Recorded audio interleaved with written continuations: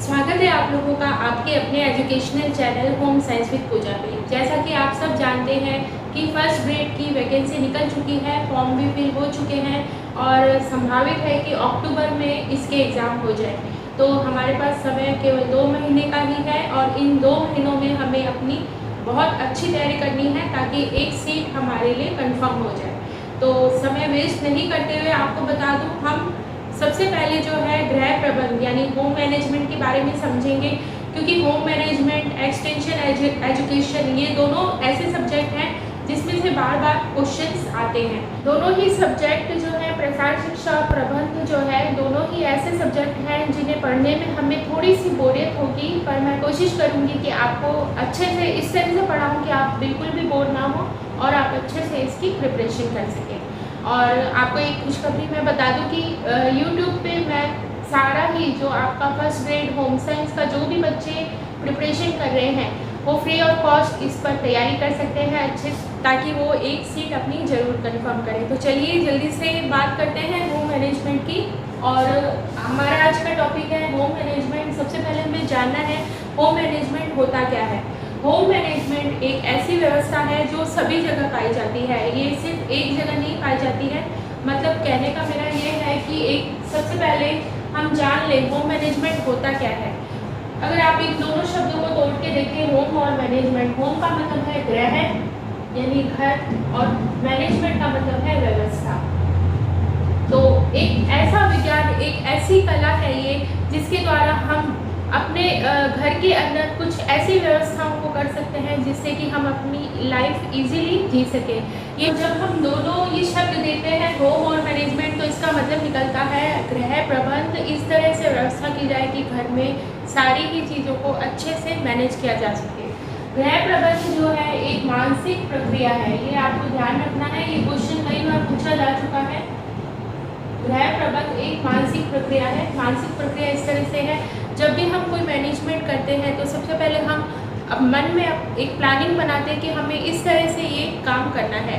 तो ये आप जान लीजिए कि मानसिक प्रक्रिया होती है। और होम मैनेजमेंट जो है इसके द्वारा हम कुछ संसाधनों का उपयोग करते हुए अपनी इच्छाओं को, अपने जो लक्ष्य हमने निर्धारित किए हैं उन्हें पूर्ण करते हैं। तो देख लीजिए, सबसे पहले हमारा ये क्या है, एक मानसिक प्रक्रिया है। और इसके बाद में हम मानवीय व मानवीय और अमानवीय संसाधनों का उपयोग करते हुए अपने ज़रूरतों को, अपने लक्ष्य जो हमने निर्धारित किए हैं उन्हें पूर्ण करते हैं। जैसे कि आप लोग जो सभी जो है टीजीटी, पीजीटी या फर्स्ट ग्रेड की जो तैयारी कर रहे हैं, उन्होंने सबसे पहले प्लानिंग बनाई होगी मन में कि इस तरह से हमें अपनी प्रिपरेशन करनी है, इतनी बुक्स हमें पढ़नी है, ये बुक्स पढ़नी है, इतने नोट्स बनाने हैं, इतनी देर हमें पढ़ना है। तो ये सारा हमने एक मन में प्लानिंग बनाई। उसके बाद में हमने संसाधनों का उपयोग किया। संसाधनों का उपयोग जैसे कि आप ये संसाधन का मतलब है हम मन के अंदर जो प्लानिंग करते हैं, हमारे जो कौशल है, हमारा जो बुद्धि है, हमारे कार्य को करने का जो तरीका है, उसे हम मानवीय संसाधनों के अंतर्गत रखते हैं। ये हमें दिखाई नहीं देते हैं, ना ही हमें दिखाई देते हैं, ना हम इन्हें टच कर सकते हैं। ये मनुष्य के अंदर होते हैं और ना ही इन्हें चुराया जा सकता है। अमानवीय संसाधन जैसे कि आप लोग टीजीटी, पीजीटी की तैयारी कर रहे हैं, फर्स्ट ग्रेड की तैयारी कर रहे हैं, तो आपको क्या चाहिए, कुछ बुक्स चाहिए। जैसे कि ये आप देख सकते हैं, ये होम मैनेजमेंट की बुक है। तो ये होम मैनेजमेंट की बुक जो है ये हमारे अमानवीय साधन के अंतर्गत आती है। इसके साथ ही पेन है, पेंसिल है, ये बोर्ड है, ये सभी चीज़ें अमानवीय संसाधन के अंतर्गत आती है। सबसे पहले आप देख लीजिए, मैंने पॉइंट बना रखे हैं इस तरह से। गृह प्रबंध के अभिप्रेरक तत्व, अभिप्रेरक का मतलब है मोटिवेशनल जो फैक्टर्स होते हैं। हमें गृह प्रबंध करने के लिए जो हमारे अंदर से एक आवाज़ आती है, अंदर से हम मोटिवेट होते हैं कि हमें ये कार्य करना है। तो गृह प्रबंध के जो अभिप्रेरक तत्व हैं वो 3 हैं। इसे इस तरह से ट्रायंगल में शो किया जाता है। सबसे पहले वैल्यू आएगा, वैल्यू, गोल, स्टैंडर्ड। वैल्यू का मतलब है हमारे मूल्य। हमारे जो मूल्य हैं वो हमें गृह प्रबंध करने के लिए मोटिवेट करते हैं। वैल्यूज जो है हमारे मूल्य होते हैं जो कि हमें कार्य करने के लिए प्रेरित करते हैं। एग्जाम्पल के लिए जैसे कि आप कुछ भी कार्य कर रहे हैं तो वो वैल्यू हमें प्रभावित करते हैं। जैसे हम पूजा पाठ करते हैं, व्रत करते हैं, तो ये वैल्यूज ही होते हैं जो हमें इस कार्य को करने के लिए मोटिवेट करते हैं। नेक्स्ट है गोल। गोल हमारा जो लक्ष्य है, गोल का मतलब होता है लक्ष्य। हमारे जो लक्ष्य है वो भी हमें मैनेजमेंट करने के लिए अभिप्रेरित करते हैं। जैसे कि आप लोग टीजीटी, पीजीटी की तैयारी कर रहे हैं, फर्स्ट ग्रेड की तैयारी कर रहे हैं, तो उसके लिए आपने एक गोल निश्चित किया है कि हमें टीजीटी में, पीजीटी में या फर्स्ट ग्रेड में एक सीट लेनी है। ये जो है हमारा एक गोल हो गया, और इसको इस गोल की वजह से ही हम मैनेजमेंट करते हैं। जैसे आपने मैनेजमेंट किया कि आप टाइम के हिसाब से टाइम मैनेजमेंट कर रहे हैं, या कितनी देर हमें पढ़ना है, कौन सी बुक्स पढ़नी, ये सारी मैनेजमेंट के अंतर्गत आती है।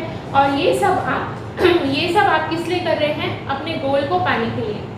नेक्स्ट है स्टैंडर्ड। स्टैंडर्ड का मतलब होता है स्तर। हमारा सभी का अलग अलग स्तर होता है। हम अपने स्टैंडर्ड से ऊपर हमेशा सोचते हैं कि एक स्टैंडर्ड हम ऊपर जाएं। जो स्टैंडर्ड हमारा होता है, हम अपने स्टैंडर्ड को मेंटेन करने के लिए भी मैनेजमेंट करते रहते हैं। गृह प्रबंधन के कितने अभिप्रेरक तत्व हैं? 3 हैं। और ये भी पूछा जाता है इन्हें किसके अंदर शो किया जाता है? ट्रायंगल के अंदर, यानी त्रिभुज के अंदर। सबसे ऊपर जो है वैल्यू होगा, फिर गोल होगा और फिर स्टैंडर्ड होगा। इसके बाद में आप देख लीजिए रिसोर्सेज ऑफ होम मैनेजमेंट। हमें अगर होम मैनेजमेंट करना है तो हमें कुछ रिसोर्स, हमें कुछ संसाधन चाहिए जिसके द्वारा हम अपना होम मैनेजमेंट अच्छे से कर सकते हैं। तो हमारे जो रिसोर्सेज हैं वो कौन कौन से हैं? सबसे पहले है टाइम मैनेजमेंट, उसके बाद में एनर्जी मैनेजमेंट, और उसके बाद में है मनी मैनेजमेंट। इसके बारे में हम विस्तार से जो है नेक्स्ट क्लास में पढ़ेंगे कि टाइम मैनेजमेंट, एनर्जी मैनेजमेंट और मनी मैनेजमेंट होता क्या है। आप शॉर्ट में ये जान लीजिए कि ये तीनों ही हमारे होम मैनेजमेंट के रिसोर्स होते हैं, और इनका उपयोग करके ही हम अच्छे से मैनेजमेंट कर पाते हैं। नेक्स्ट है होम मैनेजमेंट जो है, इसकी विशेषताएं कई बार पूछी जाती है, तो आप देख लीजिए इसकी विशेषताएं। होम मैनेजमेंट एक कला है, होम मैनेजमेंट विज्ञान है, ये सतत चलने वाली एक प्रक्रिया है। होम मैनेजमेंट कला कैसे है? मतलब हम जब भी मैनेजमेंट करते हैं तो सभी का तरीका अलग अलग होता है। कुछ लोग जब मैनेजमेंट हम कर रहे हैं, अगर हम उसमें सफल हो गए तो हम ऐसा मानते हैं कि हमने अच्छे से मैनेजमेंट किया, अच्छा किया और अच्छे से अपनी कला को शो किया। तो एक कला किस तरह से है कि हम अपनी कला, अपने कौशल को उपयोग करते हुए मैनेज करते हैं कि किस तरह से हमें कार्य करना है। इसके बाद में ये सतत चलने वाली प्रक्रिया है। ऐसा नहीं है कि एक बार अगर आपका गोल पूरा हो गया है तो आप अब दोबारा से कोई गोल नहीं निर्धारित करेंगे। तो ये जो होम मैनेजमेंट है निरंतर चलता रहता है, और हमेशा ये चेंज भी होता रहता है। चेंज भी होता है ये, मतलब अगर आपने कोई गोल फिक्स किया कि आपको फर्स्ट ग्रेड में एक सीट फिक्स करनी है, तो आप फर्स्ट ग्रेड की जब आप लग जाएंगे टीचर, उसके बाद में आप नेक्स्ट सोचेंगे कि हम कहीं पर लेक्चरर लग जाए या कुछ। तो मतलब आपका जो गोल है वो हमेशा चेंज होता रहता है और हमेशा चलता रहता है। नेक्स्ट आपको बता ही दिया है, होम मैनेजमेंट एक मानसिक प्रक्रिया है जो हम अपने मन में प्लानिंग करते हैं कि किस तरह से हमें कार्य करना है। इस वजह से इसे मानसिक प्रक्रिया कहा गया है, और ये क्वेश्चन कई बार पूछा गया है, तो इसे आप अच्छे से देखिए। इसके बाद हम देखते हैं होम मैनेजमेंट जो है एक पेशा भी है। पेशा किस तरह से है?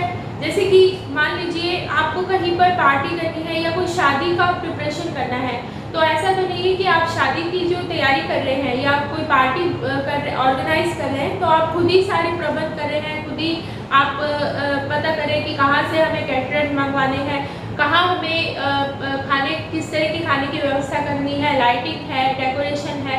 तो ये सारे कार्य हम अकेले नहीं कर सकते। इसके लिए हमें आजकल जो है पेशा बन गया है। ये पेशा किस तरह से, इसके लिए अलग अलग जो लोग हैं वो निर्धारित होते हैं और उन्हें हम पैसे देते हैं और उस हिसाब से हम अपने हिसाब से जो है ऑर्गेनाइज करवाते हैं। तो ये होम मैनेजमेंट एक पेशा भी है।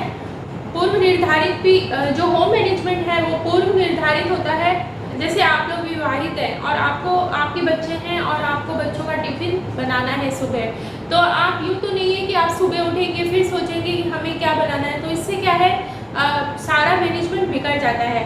हम लोग पहले से ही निर्धारित कर लेते हैं कि हमें क्या कार्य करना है, तो वो कार्य आसानी से होता है। इसी तरह से हम कहीं पर भी, जैसे कि आप देख लीजिए जैसे एग्ज़ाम वगैरह हैं, एग्ज़ाम जब ऑर्गेनाइज करवाए जाते हैं तो ऐसा नहीं है कि एक दिन में ही ऑर्गेनाइज करवा दिए गए हैं।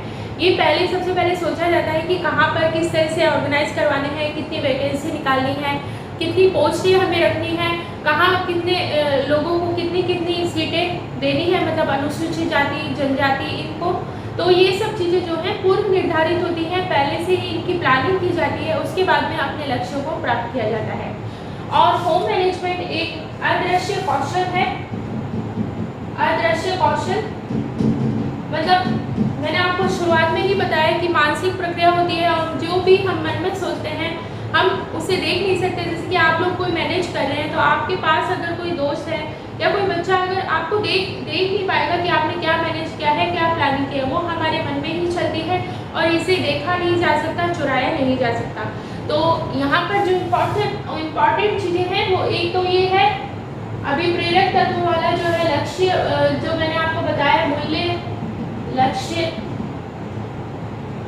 और स्थल। ये बहुत ज़्यादा कई बार पूछा जा चुका है और ये भी पूछा है कि किस आकृति में शो किया जाता है, ट्रायंगल में शो किया जाता है। सबसे पहले मूल्य होगा, लक्ष्य होगा और फिर स्थल होगा। तो होम मैनेजमेंट के बारे में कुछ वैज्ञानिकों ने अपने विचार व्यक्त किए हैं और ये एग्जाम में पूछे जाते हैं। ज़्यादातर वही वैज्ञानिक मैंने यहाँ पर लिखे हैं जो एग्जाम में पूछे जा रहे हैं लगातार, तो आप इसे अच्छे से पढ़िएगा।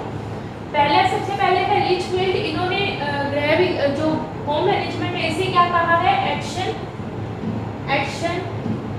Of cycle.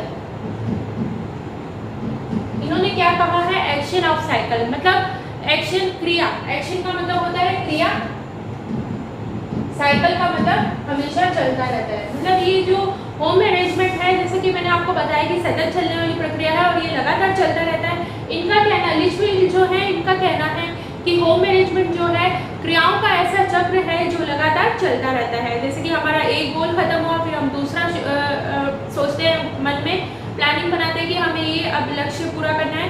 तो ये जो होम मैनेजमेंट है लगातार चलता रहता है, इसलिए लिचफील्ड ने इस होम मैनेजमेंट को एक्शन ऑफ साइकिल कहा है। नेक्स्ट है ओपनहेम।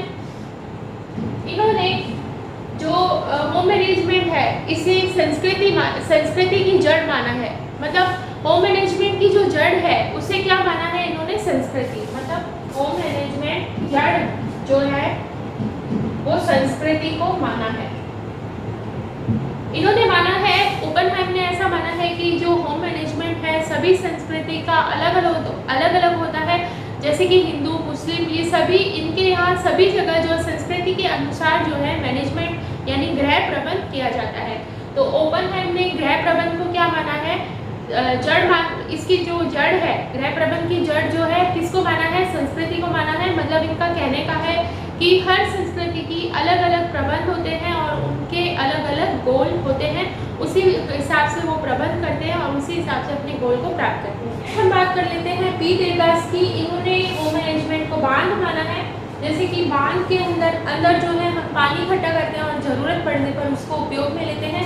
इसी तरह से जो गृहिणी है वो अपने मान लीजिए ये सारे जो हैं यहाँ पर, इसे आप बारिश मान लीजिए, जैसे कि रुचि, समय, धन, कौशल, ज्ञान, ये सारे आप बारिश मान लीजिए। इनको ये बारिश है, इन्हें क्या किया जाता है, यहाँ पर इकट्ठा किया जाता है, सेव किया जाता है। यहाँ पर इन्हें सेव कर लिया जाता है ताकि इनका उपयोग हमारे लक्ष्यों को प्राप्त करने में किया जा सके, जैसे कि उच्च शिक्षा, मनोरंजन, यात्रा, उत्तम जीवन और उत्तम स्वास्थ्य। तो गृहिणी जो है अपने इन मानवीय और अमानवीय साधनों को इस तरह से मैनेज करके रखती है, इस तरह से इकट्ठा करके रखती है ताकि ज़रूरत पड़ने पर इसका उचित उपयोग कर सके और अपने जीवन को उन्नत बना सके। कॉटजिन जो है इन्होंने क्या माना है, होम मैनेजमेंट को व्यवहारिक विज्ञान। व्यवहारिक विज्ञान का मतलब है ऐसा विज्ञान जिसे हम अपने जीवन में उपयोग में लेते हैं। मतलब व्यवहारिक विज्ञान इस तरह से है क्योंकि हम हर जहाँ भी आप देखें शिक्षा, चाहे शिक्षा है, चाहे जो मेडिकल क्षेत्र है, जो भी क्षेत्र है वहाँ पर मैनेजमेंट जरूरी होता है। तो ये एक तरह का व्यवहारिक विज्ञान है। जो कॉटजिन है उन्होंने इसे व्यवहारिक विज्ञान माना है गृह प्रबंध को, क्योंकि एक गृह प्रबंध जो है व्यवहारिक विज्ञान है, सभी जगह उपयोग में लिया जाता है। इसी वजह से जो कॉर्जिन है इन्होंने गृह प्रबंध को व्यवहारिक विज्ञान माना है। ग्रास और कैंडल ये बहुत ही इम्पोर्टेंट है और ये एग्जाम में कई बार पूछे जा चुके हैं। तो ग्रास और कैंडल ने होम मैनेजमेंट को क्या माना है? मैनेजमेंट को इन्होंने क्रियाशील यंत्र माना है। क्रियाशील यंत्र, क्रियाशील यंत्र किस तरह से, मतलब हम जब होम मैनेजमेंट कर रहे हैं तो अपने लक्ष्यों को प्राप्त करने के लिए कर रहे हैं, आप जानते हैं। तो एक तरह का क्रियाशील एक्टिव यंत्र होता है जो कि हर जगह उपयोग में लिया जाता है और इस क्रियाशील यंत्र के द्वारा ही हम अपने लक्ष्यों को प्राप्त करते हैं और अपने और दूसरे लक्ष्य निर्धारित करते रहते हैं। तो आपने आज क्या क्या देखा? होम मैनेजमेंट क्या है आप समझ चुके हैं। होम मैनेजमेंट एक मानसिक प्रक्रिया है जो सतत चलती है और ये एक अदृश्य कौशल है। गृह प्रबंध हमेशा परिवर्तित होता रहता है और ये सतत चलने वाली प्रक्रिया है, मानसिक प्रक्रिया है, आपको ध्यान रखना है। इसके अलावा होम मैनेजमेंट के जो अभिप्रेरक तत्व है, मतलब मोटिवेशनल तत्व, किस वजह से हम होम मैनेजमेंट कर रहे हैं, मतलब मोटिवेशन हमारे अंदर होती है तभी तो हम सोचते हैं कि ये हमें कार्य करना है। तो जैसे कि आप लोग फर्स्ट ग्रेड की तैयारी करें तो आपको एक मोटिवेशन मिली है, अंदर से आपको लगा है कि हमें फर्स्ट ग्रेड में अपनी एक सीट लेनी है। इसी तरह से जो होम मैनेजमेंट के अभिप्रेरक तत्व हैं, इन मोटिवेशनल फैक्टर जो हैं वो कौन कौन से हैं, इन्हें एक त्रिभुज में व्यक्त किया जाता है, आपको ध्यान रखना है। और सबसे पहले मूल्य है, फिर लक्ष्य है और फिर स्तर है। नेक्स्ट हमने बात की थी कि होम मैनेजमेंट के रिसोर्स क्या क्या होते हैं, जिसके बारे में विस्तार से हम बाद में चर्चा करेंगे। तो सबसे पहले आप जान लीजिए रिसोर्स कौन कौन से हैं होम मैनेजमेंट के। टाइम मैनेजमेंट है, मनी मैनेजमेंट है और एनर्जी मैनेजमेंट। इसके बाद हमने देखा अलग अलग वैज्ञानिकों ने होम मैनेजमेंट के बारे में क्या क्या कहा है। तो लिचफील्ड जो है इन्होंने होम मैनेजमेंट यानी गृह प्रबंध को एक्शन ऑफ साइकिल कहा है। ओपनहाइम ने होम मैनेजमेंट की जो जड़ है उसे जड़ जो है संस्कृति को माना है। और पी देवदास ने होम मैनेजमेंट को बांध कहा है। इसी तरह से कॉर्जिन जो है इन्होंने एक व्यवहारिक विज्ञान कहा है होम गृह प्रबंध को। और ग्रास और कैंडल जो है इन्होंने गृह प्रबंध को क्रियाशील यंत्र माना है। मैनेजमेंट के स्टेप्स जो हैं, किस तरह से किन किन स्टेप्स से हम गुजरते हैं और किस तरह से होम मैनेजमेंट करते हैं, तो चलिए देखते हैं। इसका मतलब होता है कदम, जैसे कि आप सीढ़ी चढ़ रहे हैं तो ऐसा तो नहीं है कि आप छत पर जाने के लिए सीधा एक सीढ़ी चढ़ेंगे और तुरंत वहाँ पर पहुँच जाएंगे, ऐसा नहीं है। तो हम जान लेते हैं स्टेप्स। जो सबसे इम्पॉर्टेंट है वो यहाँ पर मैं आपको बता देती हूँ। नियोजन का मतलब होता है प्लानिंग, जो हम प्लानिंग करते हैं। नियोजन के साथ साथ आपको कहीं पर आयोजन भी दिखाई दे सकता है, जैसे कि हम कहते हैं आज ये पार्टी ऑर्गेनाइज की है, तो आयोजन भी आ सकता है और नियोजन भी आ सकता है। इसके बाद में है आयोजन, नियोजन और उसके बाद में ये दोनों ही एक है, आप ध्यान रखें। इसके बाद क्या है नियंत्रण और उसके बाद में मूल्यांकन। अगर आपको एग्जाम में दोनों ऑप्शन दिखते हैं तो आप ये वाला ही टिक करेंगे नियोजन, क्योंकि नियोजन का मतलब प्लानिंग होता है और प्लानिंग सबसे पहले की जाती है। उसके बाद में हम उस पर नियंत्रण करते हैं और फिर मूल्यांकन करते हैं। मतलब हम कोई भी मैनेजमेंट जब हम कर रहे हैं तो उस समय हम सबसे पहले मन में एक प्लानिंग बनाते हैं। उसके बाद में हम क्या करते हैं नियंत्रण करते हैं, मतलब हमने जो रिसोर्स काम में लिए हैं, जिसके मान में जो भी रिसोर्स काम में लिए हैं वो सही से कार्य कर रहे हैं कि नहीं। जैसे कि ऑफिस में आप जानते हैं कई सारे कार्य होते हैं, बैंक है या कई मान लीजिए स्कूल है, तो स्कूल में जो प्रिंसिपल है सबसे पहले क्या करता है मानसिक प्रक्रिया बनाता है, मन में एक प्लानिंग बनाता है कि ये इस तरह से कार्य होना है। उसके बाद में सारे जो रिसोर्स उसने फिक्स किए हैं वो सही से कार्य कर रहे हैं कि नहीं, ये देखता है कि ये क्या करता है नियंत्रण करता है, कंट्रोलिंग करता है। और उसके बाद में जब कार्य हो जाता है तो हम क्या करते हैं मूल्यांकन करते हैं। मूल्यांकन का मतलब क्या होता है? मूल्यांकन का मतलब होता है हम जब कार्य कर चुके हैं तो उसको ये देखना कि वो सही से हुआ है या नहीं हुआ है। अगर सही से हुआ है तो उसके पीछे क्या क्या चीज़ें रही ताकि हम नेक्स्ट जो गोल फिक्स करें उसमें उन चीज़ों को काम में ले सकें। और अगर जो कार्य हमने सोचा है वो नहीं सफल नहीं हो पाए अगर हम, तो उसके पीछे क्या कारण रहे और अगर वो कारण हैं तो उन्हें सुधारा जा सके। तो कहने का मतलब है मूल्यांकन जो है हम क्या करते हैं मूल्यांकन करते हैं ताकि हम जो दूसरा गोल फिक्स करने वाले हैं उसमें हमसे जो भी गलतियाँ रही हैं या हमने अगर सफल प्लानिंग की थी और हमें रिजल्ट भी अच्छे मिले, तो हमने कौन कौन सी ऐसी बातें अपनाई जिसके द्वारा हमें अपने लक्ष्य की प्राप्ति हुई, ताकि हम उसे आगे भी रिपीट कर सकें। देखते हैं, और ज़्यादातर जो है एग्ज़ाम यानी नेट का जो एग्ज़ाम है उसमें ये अरेंज करने के लिए आता है कई बार क्वेश्चन जो है। तो स्टेप्स जो है होम मैनेजमेंट के हमने ये देख लिए 3 है, ये देखिए नी आ नी और मूव। इससे आप याद रखेंगे, ये हमारे जो होम मैनेजमेंट है इसके स्तर है, इसके जो स्टेप्स हैं ये 3 हैं। इसके अलावा इस तरह से भी पूछा जा सकता है, तो आप एक बार देख लीजिए, और हो सके तो आप कॉपी और पेन लेकर बैठे ताकि आप इम्पॉर्टेंट जो पॉइंट्स हैं उन्हें नोट करते जाएं और ताकि आप आगे रिवीजन कर सकें। तो सबसे पहले हमने बताया नियोजन का मतलब प्लानिंग, जो हम मन में प्लानिंग करते हैं वो सबसे पहले आएगा। उसके बाद में क्या आएगा? आयोजन। कई जगह जो आयोजन है इसे अलग से भी बताया गया और कहीं आयोजन को दोनों ही माना गया। तो आप ऑप्शन के हिसाब से जो है आंसर देंगे। आयोजन का मतलब है ऑर्गेनाइजेशन, जैसे एक बार में संगठन यानी हम जो भी प्लानिंग कर रहे हैं, हमें कोई लक्ष्य प्राप्त करना है, तो ऐसा तो नहीं है कि हम वो लक्ष्य स्वयं ही प्राप्त कर लेंगे, अकेले ही प्राप्त कर लेंगे, ऐसा नहीं हो सकता। हमें कोई भी जब गोल प्राप्त करना है, मान लीजिए आप तैयारी ही कर रहे हैं, तो उसके लिए आपको कई सारी चीज़ें चाहिए। आप लोगों ने कोई ऑनलाइन क्लास ली होगी या फिर बुक्स ली होंगी, तो ये सारे कार्य आप अकेले नहीं कर सकते हैं। इसके लिए हमें क्या ज़रूरत होती है? एक संगठन की ज़रूरत होती है। इसी तरह से जो बड़े स्तर हैं, जैसे कि फैक्ट्री वगैरह है या फिर कोई स्कूल है, वहाँ पर कोई भी कार्य अकेले नहीं किया जा सकता, हमेशा सभी की मदद ली जाती है। इसी को हम क्या कहेंगे? संगठन। इसके बाद नियंत्रण। जब हमने संगठन बना लिया, हमने सारे कार्य अच्छे से कर लिए, हमें पता चल गया कि हमें ये काम ये व्यक्ति करेगा, ये व्यक्ति करेगा, ये काम इस व्यक्ति को दिया जाएगा, तो ये सब कार्य हमने जब कर लिए फिक्स, तो उसके बाद में हमें नियंत्रण करना भी जरूरी है कि सभी कार्य अच्छे से हो रहे हैं कि नहीं। जैसे कि आप घर में ही कार्य करते हैं, तो आप इस चीज़ को नियंत्रित करते हैं कि घर पे अगर कोई आपने छोटी सी भी पार्टी रखी, तो आपको ये देखना ही पड़ता है, एक मैनेजर जो है उससे ही ये देखना पड़ता है कि ये कार्य सही से हुआ है कि नहीं हुआ है। इसके बाद है बल देना।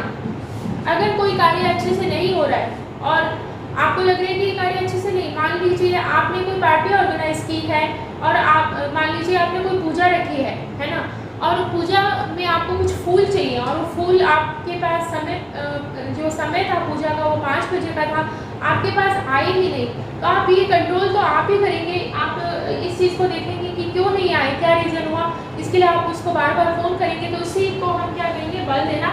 मतलब हम उस चीज़ को उस पर प्रेशर डालते कि ये कार्य हुआ क्यों नहीं। इस कार्य को पूरा कराने के लिए हमें ही यानी मैनेजर को ही बल देना पड़ता है। इसके बाद में निरीक्षण। हमने जब सारे कार्य कर लिए, तो उसके बाद में हम निरीक्षण करते हैं कि सब कार्य अच्छे से चल रहे हैं कि नहीं चल रहे हैं।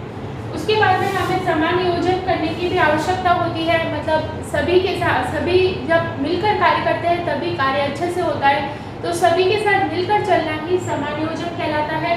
लास्ट में आता है मूल्यांकन। हमने कोई कार्य किया है और वो अच्छा रहा, नहीं रहा, क्या रीज़न रहे, इस सब को हम क्या कहेंगे? मूल्यांकन कहेंगे। मूल्यांकन को हम बाद में विस्तार से भी पढ़ेंगे और इसमें से काफ़ी सारे क्वेश्चंस आ चुके हैं और लगातार आते रहेंगे। और लास्ट में आपको कहना चाहूँगी कि ये पॉइंट्स जो है आप एक बार नोट जरूर कर लीजिए, करें चाहे तो आप इसका स्क्रीनशॉट ले लें और बाद में इसे कॉपी में जरूर नोट डाउन कर लें ताकि आप आगे रिवीजन कर सकें। होती है और नेक्स्ट क्लास में हम जानेंगे मैनेजर के गुण क्या क्या होते हैं, साथ ही प्लानिंग हमें किस तरह से करनी चाहिए, उसके लिए हमें क्या क्या चीज़ें चाहिए होती है।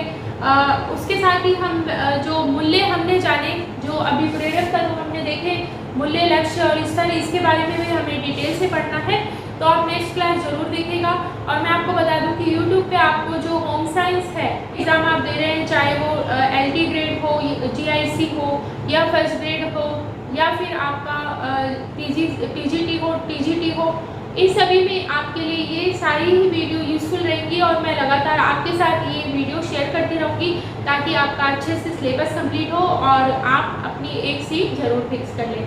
और आपको फिर से कहना चाहूँगी, आप ये सारे ही पॉइंट्स नोट करते जाइए, बाद में इसे रिवीजन करते जाइए, ताकि आपका एक एक कॉन्सेप्ट अच्छे से क्लियर हो और एग्ज़ाम में जब वहाँ पर आप एग्ज़ाम फाइट कर रहे हो तो आपको कोई भी दिक्कत ना आए।